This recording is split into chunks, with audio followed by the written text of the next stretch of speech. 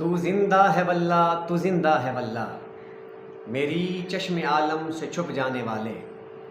سامعین معظم، اللہ رب العزت نے قرآن پاک میں ارشاد فرمایا وَلَا تَقُولُوا لِمَنْ يُقْتَلُ فِي سَبِيلِ اللَّهِ أَمْوَاتٌ بَلْ أَحْيَاءٌ وَلَٰكِن لَّا تَشْعُرُونَ۔ فرمایا کہ جو اللہ کی راہ میں فوت ہو جائیں انہیں مردہ نہ کہو، بلکہ وہ زندہ ہیں مگر تم اس چیز کا شعور نہیں رکھتے۔ اسی طرح فرمایا کہ وَلَا تَحْسَبَنَّ الَّذِينَ قُتِلُوا فِي سَبِيلِ اللَّهِ أَمْوَاتًا بَلْ أَحْيَاءٌ عِندَ رَبِّهِمْ يُرْزَقُونَ۔ فرمایا گمان بھی مت کرنا کہ جو اللہ کی راہ میں فوت ہو جائیں وہ مردہ ہیں، ارے وہ زندہ ہیں بلکہ ان کو رزق بھی دیا جاتا ہے۔ سامعین محترم، اب ان آیات کریمہ سے یہ چیز ثابت ہوتی ہے اور اس بارے میں کسی مسئلہ کے فکر کا کوئی اختلاف نہیں ہے کہ شہداء زندہ ہیں۔ شہید کو خود اللہ رب العزت نے فرمایا کہ یہ زندہ ہے۔ اب اسی بات کو ہم اپنی بنیاد بنا کر آگے چلتے ہیں کہ شہداء کیا ہیں؟ زندہ ہیں۔ روایت میں آتا ہے کہ نبی کریم صلی اللہ علیہ وآلہ وسلم نے فرمایا، اور راوی اس حدیث پاک کے حضرت اوس بن اوس رضی اللہ تعالی عنہ، اور یہ حدیث پاک ابو داود، ترمذی، نسائی، ابن ماجہ، مستدرک اور مسند امام احمد بن حنبل، اتنی کثرت سے طرق کے ساتھ یہ حدیث پاک آئی ہے۔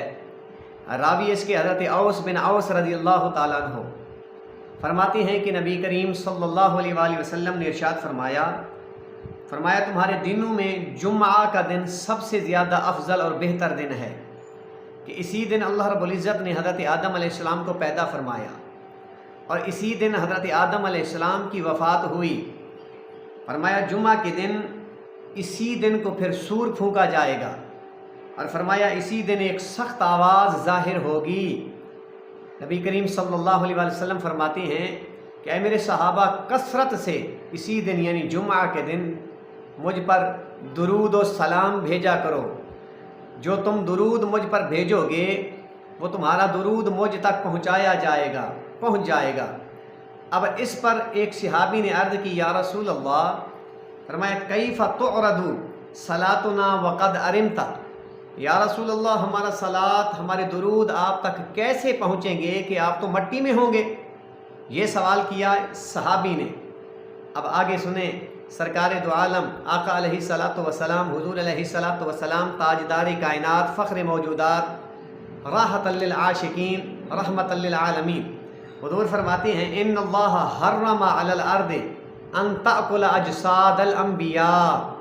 حضور نے فرمایا کہ اللہ رب العزت نے زمین پر یہ حرام کر رکھا ہے کہ وہ انبیاء کرام کے جسموں کو کھائے، اور پھر فرمایا فنبی اللہ حی فیرزق، کہ اللہ تعالیٰ کے جتنے بھی انبیاء کرام ہیں وہ زندہ ہیں اور ان کو رزق بھی دیا جاتا ہے۔ تو معلوم ہوا کہ شہید زندہ ہیں، یہ تو نص قطعی سے ثابت ہو گیا، اور حدیث مبارکہ سے یہ بات بھی واضح ہو گئی کہ تمام انبیاء کرام اپنی مزارات میں زندہ ہیں۔ اگر سارے نبی زندہ ہیں تو پھر یہ بھی سوچ لیں کہ آقا علیہ الصلاۃ والسلام آپ بھی زندہ ہیں۔